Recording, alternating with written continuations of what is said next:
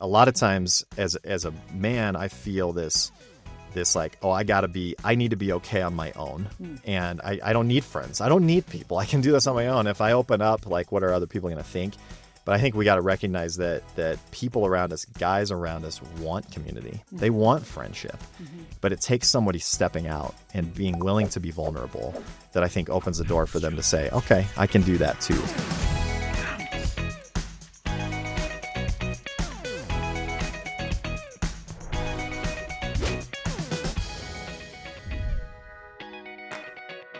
All right, friends, here we are for this week's culture segment, and I am going to introduce you to two new friends. We are actually in the studio because they live in Colorado, which is great. Not that we don't take people who don't live in Colorado, but Colorado is the best. So I'm just putting that out there. We have got Jeff and Ty. They are the authors of a book called Party in the Front. And I'm going to actually read the sub on this because it's good. Overcome loneliness and build community right where you are. Now, you are going to be like, haven't we been talking about this? And I'm like, yeah.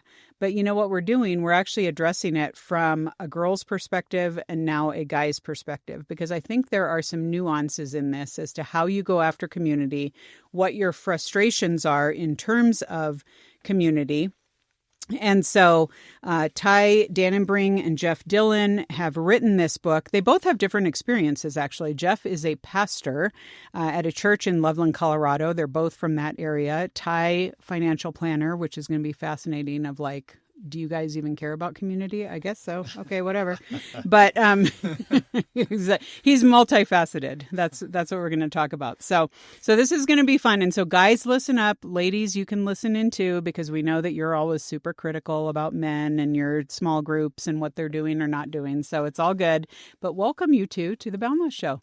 Thank you so much. Thanks for having us. Well, this is really, really fun for us and really a privilege. Now, you start out the book, so we want to dive into this, and I'm going to ask you some particulars because I feel like as I've gone through church life and I've been in singles groups, I've been in small groups, I've led women's ministry stuff, I think this is a common complaint among people. And we see this, we know there's an epidemic of loneliness out there. I think young adults are more attuned to this maybe than some others because they're like, COVID wasted me. I had to complete my degree online. I'm in a church where there are like 5 other people under 30. So what am I even doing? Should I switch churches? Why can I not find anyone of like mind? That whole thing. So we're going to look to you two for all the answers today. This is going to be great.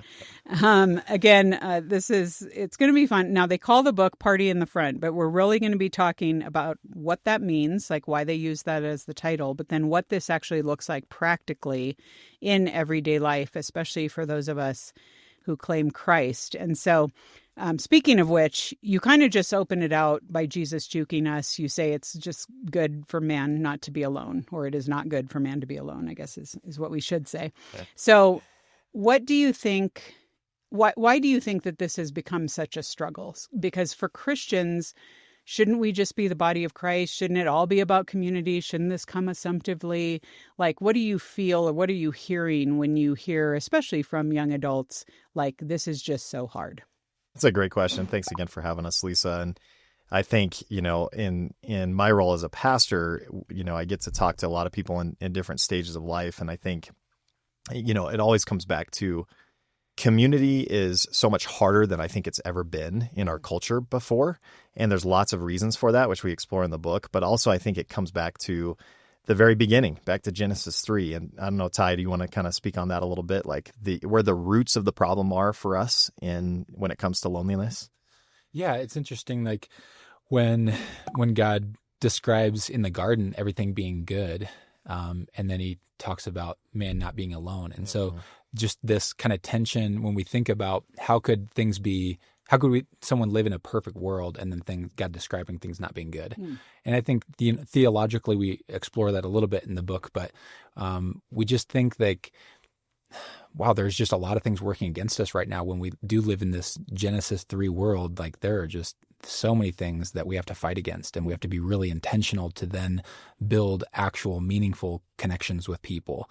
And in the book, we talk about the external factors, things like the garage door, or things like being able to go to church online, have school online, order food from the grocery store to your door. You don't have to leave. But then we also talk about the internal factors, shame and guilt and the things we struggle with sin that don't actually help relationships. Yeah, it's interesting you say that. We were talking before we started taping about, oddly enough, Little House on the Prairie. And I always go back. There are so many parallels that I make to life like 150 years ago, because it really was community. It was necessary to live back then. So you had to, communally churn butter or build a barn or do all the things. But now it's almost like we have technology. There's almost this pride in being able to do things for yourself. Yeah. And we have become more isolated by, weirdly, having more opportunity to curate different things or be about our tribe or our interests or just do things digitally, which I think is really, really wild. And yet none of those things are meeting the needs that people really feel, as people made in the image of God. And I love how you guys... First of all, I love how it's two men who have written this book, because I think it's very easy for women to say, I'm in like 7 Bible studies. Of course I have community, or right. I'm doing the things, or I have my girlfriends. We do girls' nights. We do. And again, there are inherent problems with all those. But I think there are some differences with how guys need community and do community versus women. And I actually want to say, there was one thing that you say in the book that I thought was so great. You actually said, because we want to talk about, you're talking about party in the front, and you're saying, mentioning garage door and all that kind of stuff, and how really we have to be willing to do things differently. And you say community begins when we move from privacy to presence. It's about taking what's closed off and opening it up to others. Okay, well, depending on how you interpret that sounds terrifying, right. On a number of levels. So what are you guys meaning by that? And how are you going to break that down into bite-sized pieces for someone who's like, I don't even do this at all, let alone doing it well? Right. Well, and I want to say, like, this ties the idea man here, and he's the one that had this idea of this book, Party in the Front. And when he came to me with this idea a little over 3 years ago, I thought, man, that's a great idea. I love it. And honestly, for me as a pastor, this is something obviously I resonate with, that as the body of Christ, we're to be living on mission. We're to be loving our neighbors. We're to be building community with those around us. But for me personally, honestly, it doesn't come naturally. I call myself an extroverted introvert, which I don't know if that's actually a thing, but I'm going to claim it is. In that, as a pastor, I'm with people all the time. But especially when I get home for the day, I would much rather just be alone, right? Or just veg out with my wife and watch a show or something like that. And so this does not come naturally to me. And I think that's part of what really resonated with me on the idea is this is something that I struggle with. I want to explore why that is. And so for me, it really does come down to understanding why is it so hard. And as Ty said, there's both the external reasons that we can look at, changes in our culture, but there's also these internal things that make it difficult as well. And so I think for me, it really begins with recognizing that community, that relationship isn't always easy. It doesn't always come naturally. And I think when we recognize some of the cultural changes that have taken place and understand that it's maybe harder than it's ever been before, I think it gives us some grace to say, okay, this is hard. This is more difficult than maybe it was for our grandparents or our great-grandparents, where community and knowing your neighbors was just built into the daily fabric of life.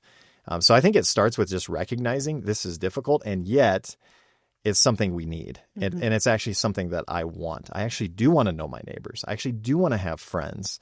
But there's some things that make it difficult. So I think that's the starting point. What would you add to that, Ty? Well, I think then to get back to the garden, when Adam and Eve sinned, they're exposed. Like they see that they're exposed and naked and unashamed. They're not unashamed anymore. They are shamed. And so when you read that quote from the book, it's like, wow, we're exposing things in our life. And then how do we respond to that? And as Christians, I think we need to remind ourselves what's our identity? And we can face that issue of being exposed with confidence. But it's hard. I mean, it's scary, it's dirty, and it's out there for people to see. Yeah.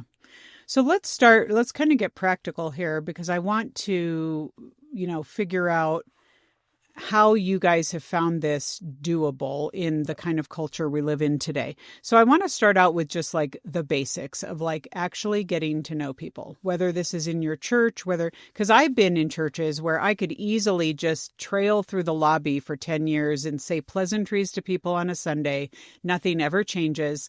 Sure. And just meeting people, just straight up getting out of my house or getting, and I mean, both of you guys are married. We find so many people at Boundless who maybe work hard at this while they're single, and then they get married and they're like, thank goodness, now I have a spouse. I don't have to worry about this anymore. I'm just going to expect them to meet all my needs and be everything for me, which also isn't healthy.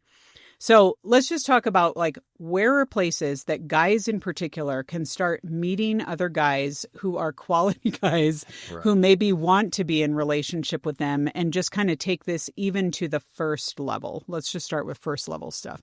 Yeah. One of the stories we started with in the book is just about a time when I was lonely and isolated and really struggling. And honestly, I didn't want to get out of bed, and that was very atypical for me. I'm not the opposite of Jeff, but I would describe myself as like a golden retriever. He's an extroverted extrovert. I'm very extroverted and love talking to people, and can't wait for neighbors to come home so I can just talk. And I get in trouble because my wife's like, "Come on, Ty, I got to go inside." We have the neighbors are like, "Run! Yeah, here comes." Well, Ty. I'm sure they are sometimes.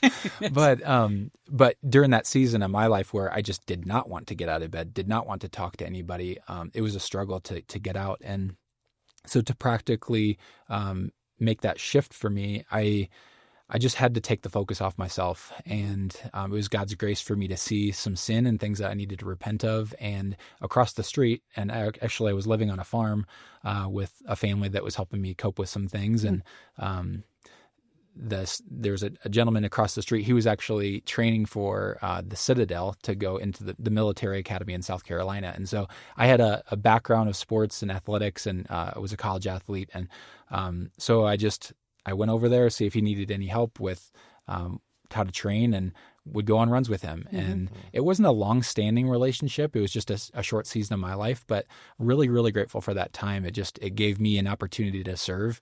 And I think that's where I would start with people, is look for opportunities to serve. And you might not really want to do it, but that's where we need to rely on God's grace to be able to get us through some of those things. Yeah, that's cool. Yeah.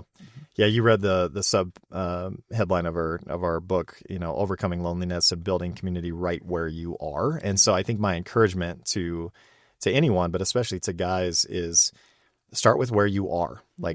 Where do you live? Where do you work? Where do you go for to work out at the gym or play sports or go hiking or whatever it is? What are your interests? And I think God can use you in those places. He will use you in those places. And there is opportunity for community there. And the whole idea of bringing the party to the front, obviously it's a play on words with, the reverse mullet, the business in the back, party in the front, which we love that idea. And that's why we have a Highland on the front of our book, because they've got the party in the front haircut. But, it's just this simple, practical idea that we can take some of the things that we do on the inside of the home or on the back of the home and just bring it out front, but it can be fun. It can be a party. And so, I just would encourage guys to think about hey, what do you enjoy doing? We brought out our little fire pit one night and just, we made s'mores, and I told this story the other day. We had 2 construction workers who were working on something down the street, and we offered them to come and get s'mores, and they're kind of like, no, we're big construction people, right? And but I told one of my daughters, just go take them a s'more, And sure enough, they just loved it, and they came down and hung out with us for a little bit. So I think, just what do you enjoy doing? What's practical? What's in the regular flow of your life? Look for opportunities for community there. And I think a lot of times as a man, I feel this I need to be okay on my own, and I don't want to make any. I don't need friends. I don't need people. I can do this on my own. If I open up, like, what are other people going to think? But I think we got to recognize that people around us, guys around us, want community. Mm-hmm. They want friendship. Mm-hmm. But it takes somebody stepping out and being willing to be vulnerable that I think opens the door for them to say, okay, I can do that too. So be willing to take that first step where you are, and I think you'll be amazed at the results. Yeah.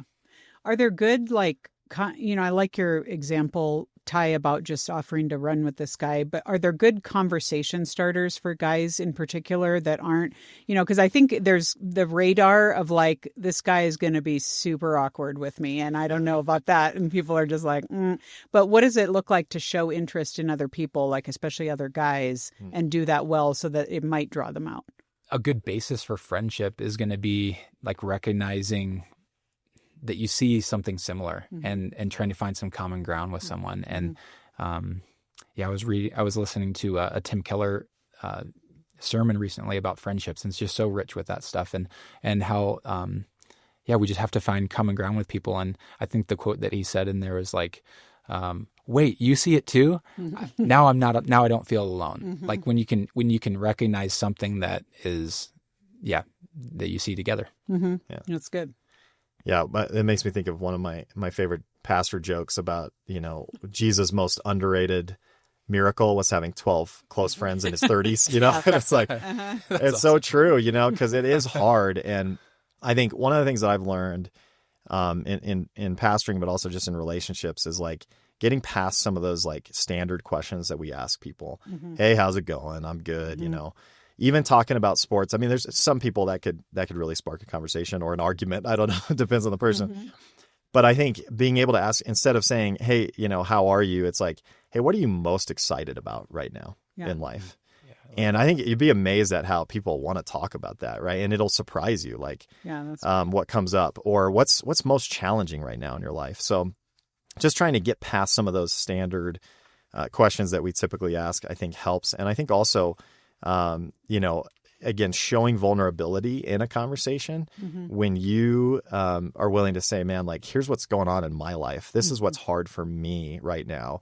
A lot of times, again, it's almost like it gives permission mm-hmm. to the other person, especially I think in relationships with guys, that they can say, oh, we can go there. If they can be vulnerable, maybe I can too. So I would just be willing to show that humility and vulnerability. We talk about humility a lot in the book, how it requires humility to have relationship, to build relationship with people.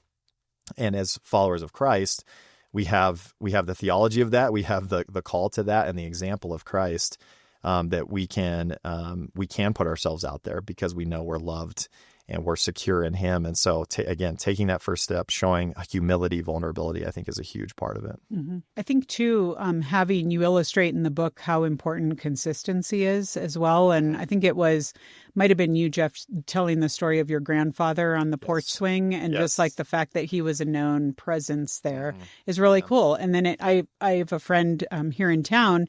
I've told this story on the show before of how she and her sister shared a house together and got into the habit of in the summers being like the popsicle ladies. Yes. And so they just stocked their freezer with popsicles, and the kids knew to come around and that they could get a popsicle from these two. And it was just kind of that cool, like, you're a safe person, you're a safe place. This is going to be, I'm going to be there. And it's hard because it's very easy for them, or it could have been very easy for them to fill their calendars with a bunch of other things or be out, buzzing around doing all the things. But sometimes bringing people to you is a great way to cultivate that. And they're also great, like we talk a lot, or we have recently, about doing stuff like pickleball or something where people generally know what that is, where if you say like, hey, come to this Bible study, they're like, what? Right. But everyone knows pickleball, and that might be an entree to something that becomes a little more established. Yeah, exactly. I think, finding common interests, finding safe places to connect. And I say safe because that's where I think the front of the yard is such a great place for connection. Mm-hmm. There's something about like, again, I think especially for guys, it's like, man, I don't know if I want to come in your house. Like, what does that commit me to? Like, where's the nearest exit? Yeah. But man, out front, it's like, okay, I can walk away anytime I want to. And so there's just this like disarming effect, I think, of being in a place like that where we can just hang out. We can have a conversation. There's no pressure. You can leave when you want to. I think that's part of the power of the front yard that I'd encourage people to use too. Yeah. Yeah. Now, so we talked about kind of level one, and like you said, open up the front, start getting to know people and that kind of thing. But what about, I feel like there are some guys who have made effort to go after this. And so they maybe have friends, they have their coworkers, they even have guys in their church that they kind of know. And I know guys are notorious for being, even Christian guys, in Bible studies where it's like, we're going to learn a ton of theology and we're not going to talk about anything real. So this is just a thing.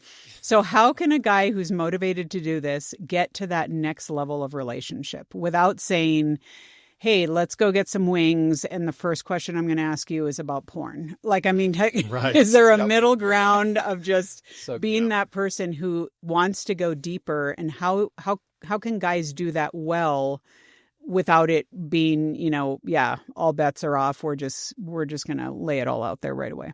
That's great.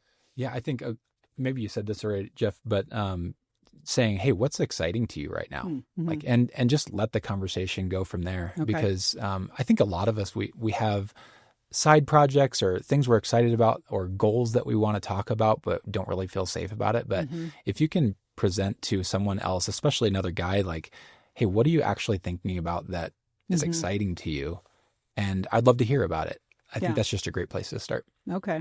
That's good. And can you do that while you are doing something else? Because I know usually guys are intimidated by, let's just do a heart-to-heart, but maybe while you're on a run or while you're doing some gaming or doing something, I don't know. Well, and that's the thing. Like, you try to find something that you can do something shoulder to shoulder. And I think that's a great model for men to build relationships in a safe way, for lack of a better word. But, I love to golf. So that's just, 4 hours of conversation. And so that's fun. Obviously running is conducive for that too.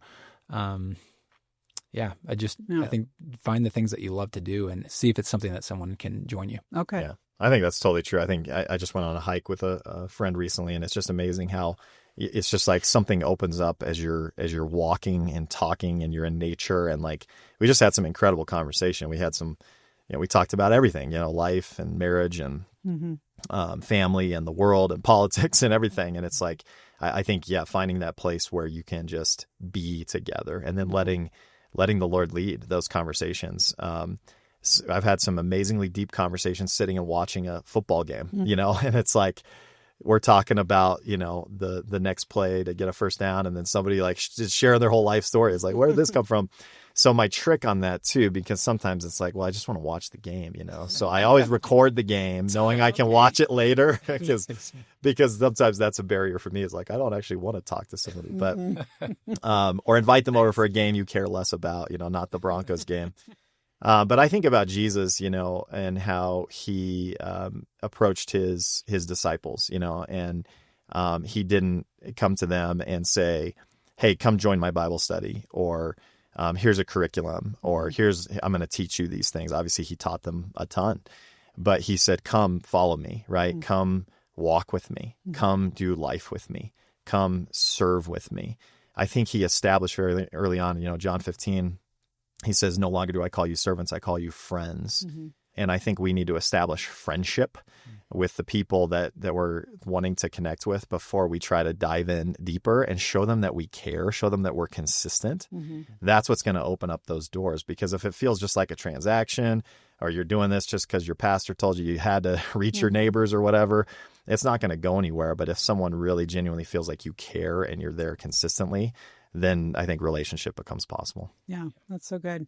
I think, too, there's so much even cross-generational opportunity with saying like, hey, here's even asking a question of someone who might be a little older and wiser in some area, like, hey, I'm thinking about investments, or I'm looking at cryptos or whatever. And then people light up because they want to share some kind of expertise, and you could start something with a conversation there. That's so great. And kind of getting into that. Also, what about asking someone, like maybe they share something and you say, would you mind if I prayed for you? or something. I mean, again, just taking it a little bit deeper might be something. Yeah.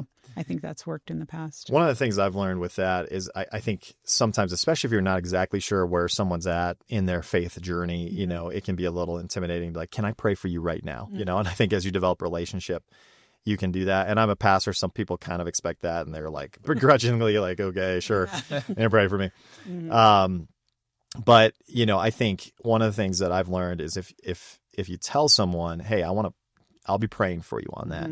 Write it down and actually do it, and text the person. You know, hey, I prayed for you this morning. How's your grandma doing, or whatever it is? How's your job?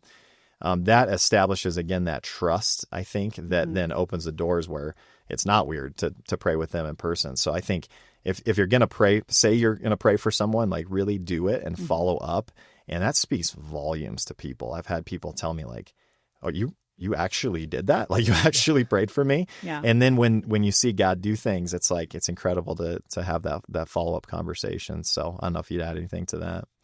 No, I guess I'm thinking of other little practical things too right now, just to connect with people. And I think a litmus test right now is if you actually know your neighbors, is if you would feel comfortable like borrowing some flour or an egg from them. Like, it's really scary when you forgot your neighbor's name because you really don't have any relationship with them, and you're like, I need something. Yeah.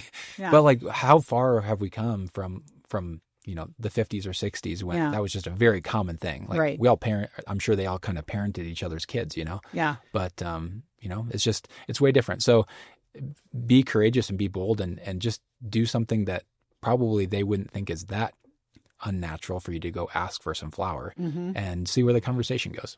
That's such a good thing. I feel like asking, especially for guys, asking for help opens something, because every guy wants to be helpful, right? I think that's just how God made us. We're fixers, and I can't fix anything. When we moved into our new house, one of my friends brought the toolbox in from the U-Haul and said, "Hey, where do you want Becca's tools to go?" That's my wife. And I was like, it hurts because it's true. Like, they are Becca's tools.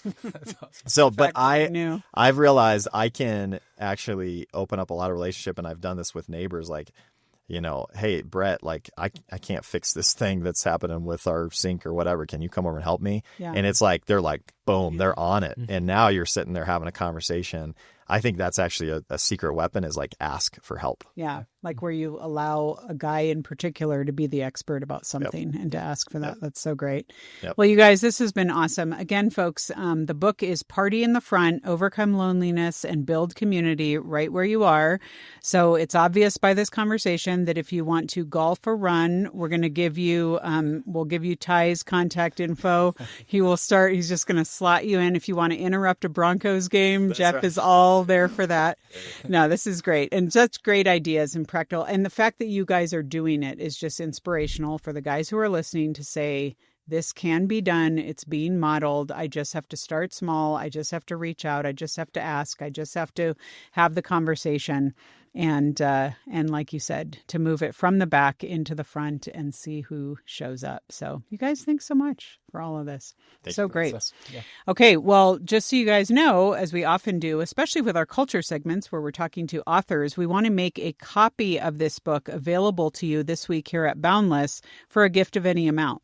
So how do you go about getting that? It's very easy. You're just going to go to Boundless.org, search for 926, this week's episode. You will see you'll see the book cover right there. And as Jeff said, you'll see the cow right there on the front with his bangs hanging down. And you click on that. You give a gift to Boundless, literally whatever you can afford. We want to make this happen for you. And we're going to send a copy of their book as a thank you for being part of the Boundless family and supporting what we do here. And so you can make that happen. Thanks again, you guys. Thank you. Thank you, Lisa.